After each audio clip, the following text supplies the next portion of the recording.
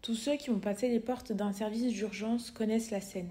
Les patients parqués dans tous les sens, les soignants qui courent d'un point à l'autre sans jamais avoir le temps, pas de salle disponible, pas de chambre, pas de créneau pour un examen, les crises de nerfs, les engueulades.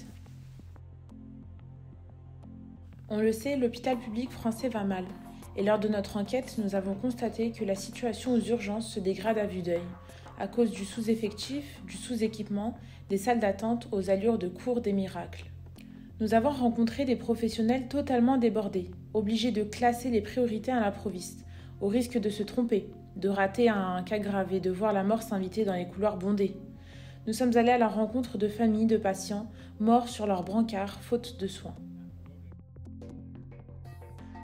L'hôpital public français, c'est plus de 80 milliards d'euros de budget. En clair, une bonne partie de nos impôts y passe.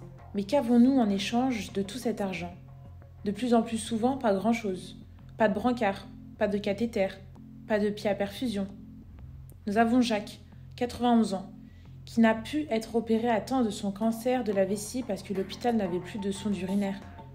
On ne parle pas d'ici d'une machine ultra sophistiquée, mais d'un malheureux bout de plastique. L'hôpital public se meurt à petit feu, et c'est la même chose partout en France. De la Côte d'Azur au Boulonnais, de la Pointe bretonne à la Lorraine, le mal est connu, flagrant. Impossible de ne pas voir que la situation est gravissime.